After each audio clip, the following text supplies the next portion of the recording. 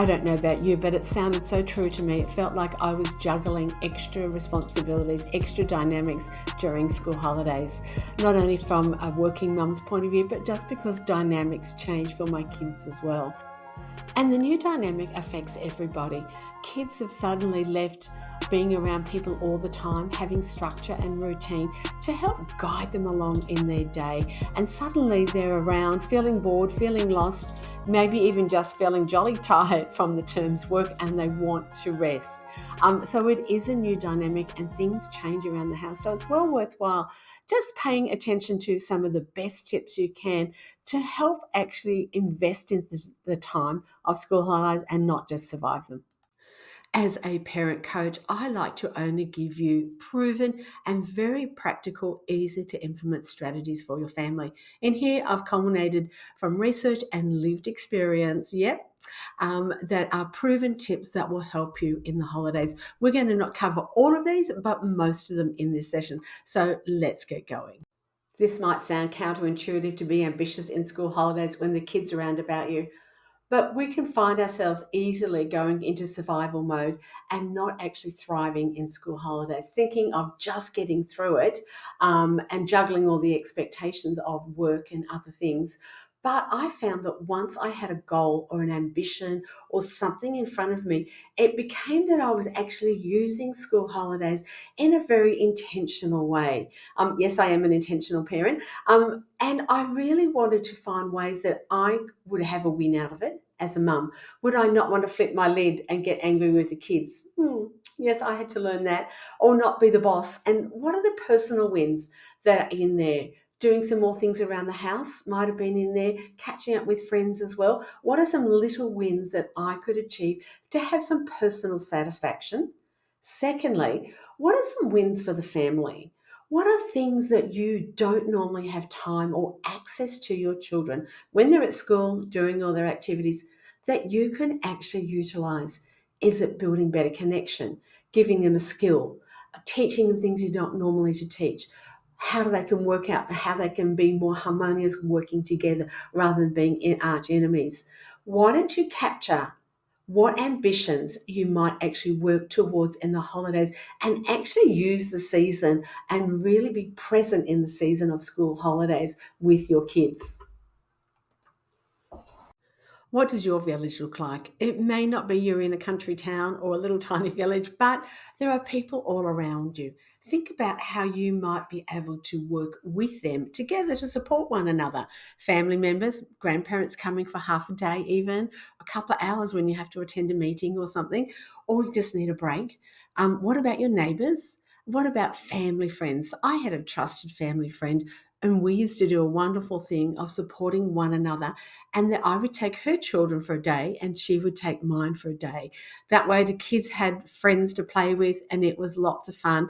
And also we allowed each other freedom to go and get things done around the house, attend those appointments, or get some work done and show up in the office. But here, a little caveat, please don't take shortcuts when you leave your children with people. Make sure they are safe and trusted. It's just not worth it. So just check your intuition and do due diligence if you're going to put them into programs or elsewhere. Expectations. Often they're unsaid, but they're underneath and they bubble around. Sometimes expectations inside your children, inside you, maybe your employer, or maybe even a spouse or your ex that you have to share custody with. There are expectations. So taking time just to hear and actually talk about expectations is so helpful. Think about that. Think about some of the things that I've listed here. The mess around the house, is everybody going to be okay with more mess? Taking a few shortcuts with the cooking maybe. What are your children's expectations? Ask them, what are they looking for in the holidays? Are they looking just to stay home and retreat and recover because they're an introvert? Or maybe they want to have friends over, maybe they want to see a movie, go outside, spend lots of time with mum and dad, visit grandparents. Just ask about their expectations and what is achievable. Now, secondly, I would also talk about your own expectations as well of yourself. But before I dive into, I just want to go into one brilliant tip that I had someone gave me talking about expectations of kids and working.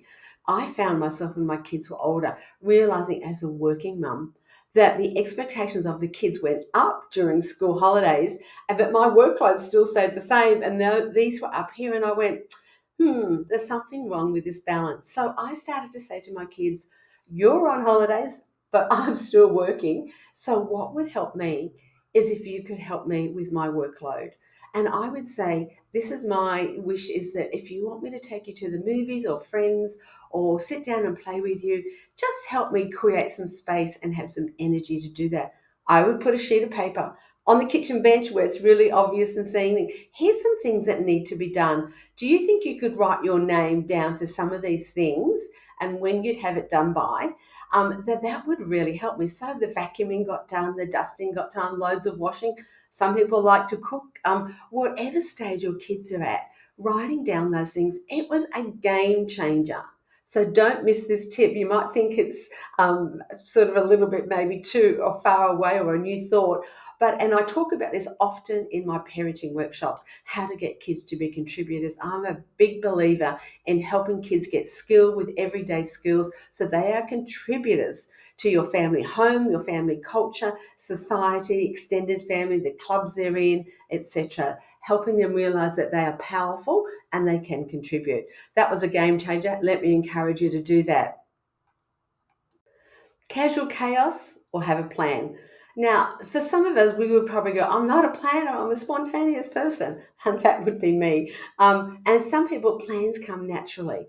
But the reality is that kids are used to school routine and structure, whether it be kinder, whether it be school, high school, or even your homeschooling routine. They are used to structure, which helps provide guardrails to actually push the children along in a certain direction, not to make them, but it does offer safety guardrails. So whilst you might get relief of the routine of getting out the door, doing homework, and that's wonderful, you might actually want to consider, what is your daily plan?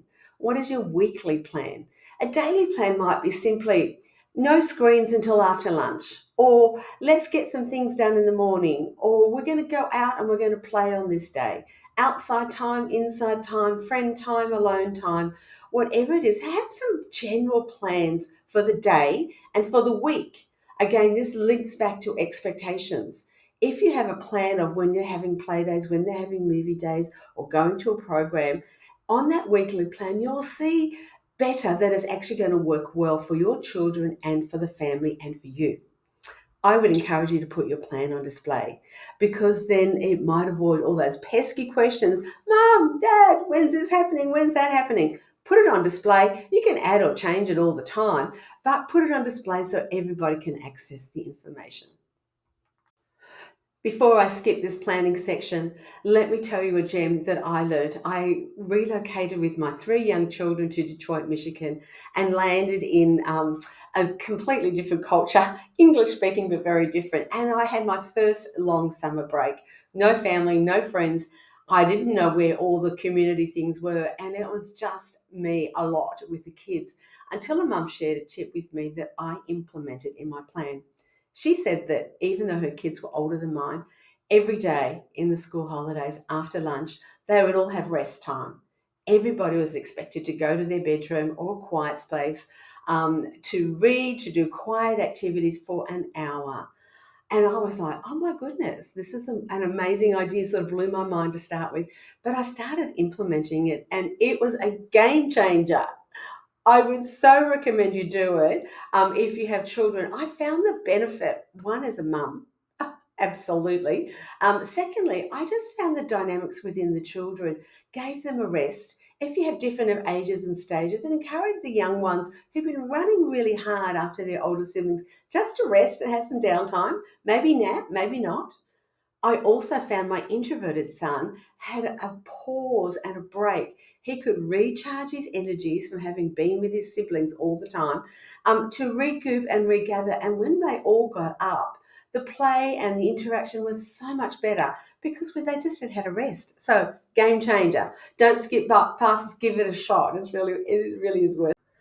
Getting resources ahead of time is a game changer because you need them on hand when things are happening, ready to go. So do that. Make sure that you think about the holiday programs, visiting libraries, visiting parks, but also if you've got an avid reader, more books, more puzzles, Lego, whatever it is that your children are interested in that are going to help stimulate them.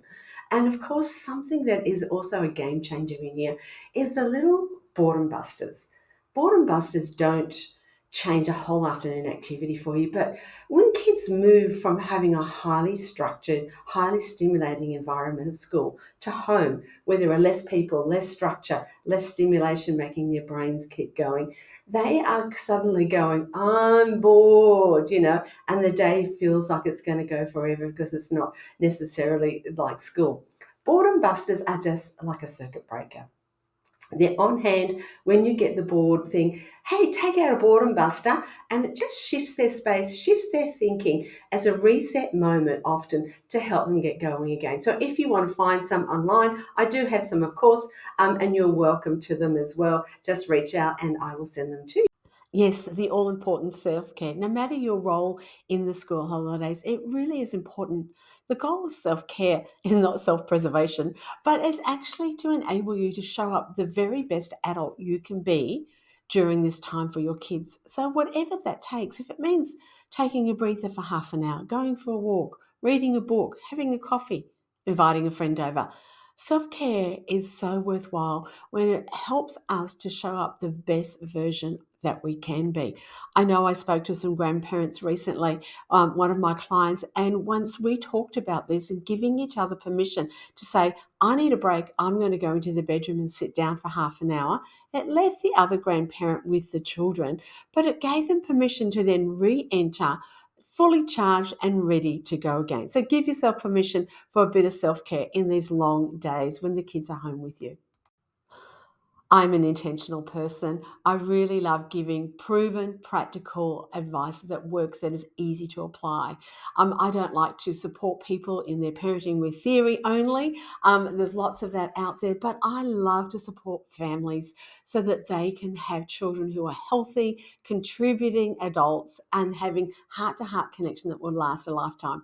You can follow along and get more proven tips by some of the social links. Email me. I do send out newsletters from time to time and offer different workshops to help you along your parenting journey.